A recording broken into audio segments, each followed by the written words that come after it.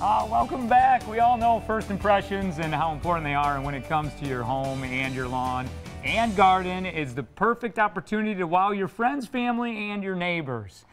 But planning the perfect landscape can be harder than it looks. That's for sure, right? Especially if we're doing it on our own. Vance Barnes is a landscape architect with David J. Frank Landscape Contracting, where they have assembled a highly skilled team of green industry professionals. Great to see you. Thank you. Yeah. I often wonder, I love what you guys do, because I think you can have your average, basic, boring backyard, or you can do some things that make it truly magical. Right.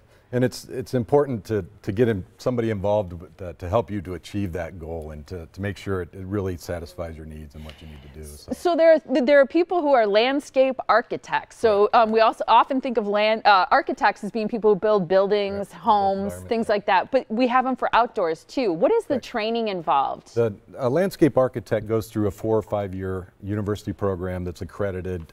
After they graduate from that program, they go into a 3-year internship under a professional landscape architect.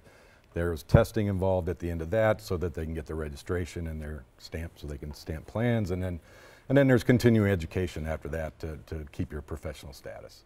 So after that, what can they do? It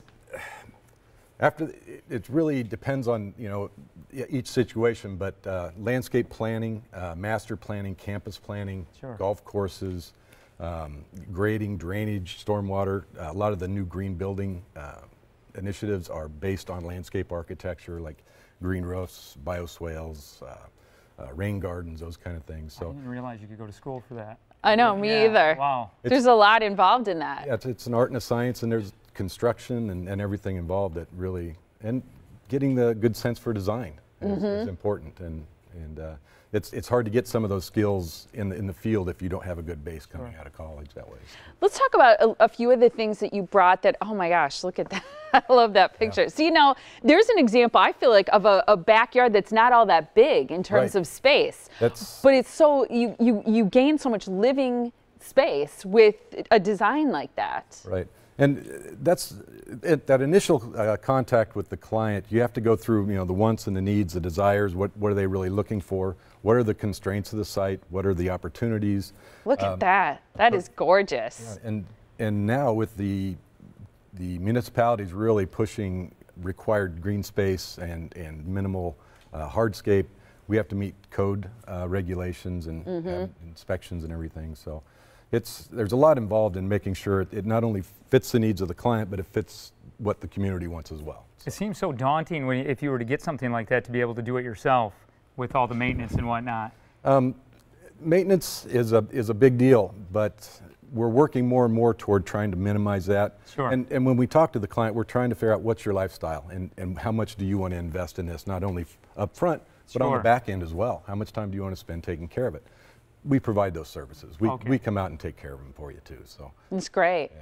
Let's talk about a few of the things that you brought in front of us. Just a few examples of ways that people can kind of spruce up the outdoors or different ideas. Yeah. And the idea, especially on the hardscape items here, is to look at the architecture of the home and draw that out into the landscape. So it's an extension of the home itself. The naturally quarried materials that we have here, like bluestone for paving. That's beautiful. Landon stone, which is a locally sourced material, are great paving materials, and they come in a multitude of slight variations in color. They also come in different textures on the top, like this is a very natural cleft thing, and then there's thermal, which is a smoother finish like this.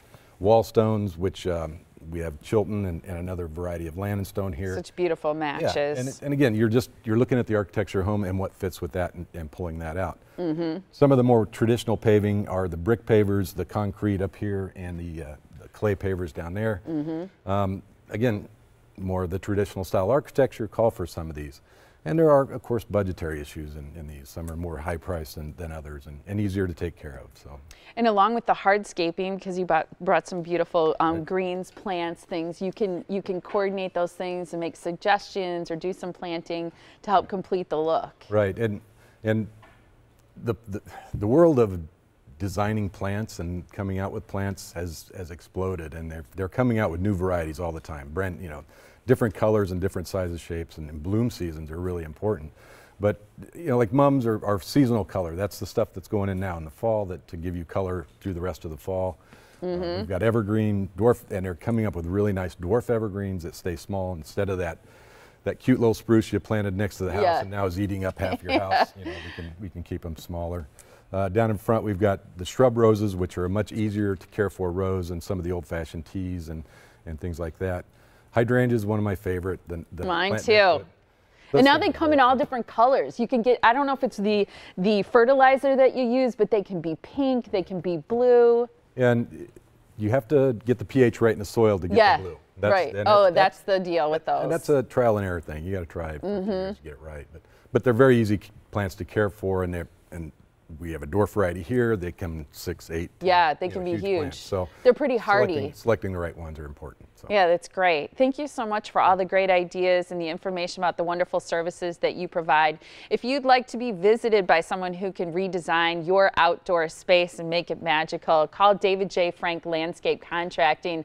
The phone number is 262-255-4888. You can also look up some great things online and get some ideas. It's davidjfrank.com. Great to see you. Thank you very much. Thank you so much.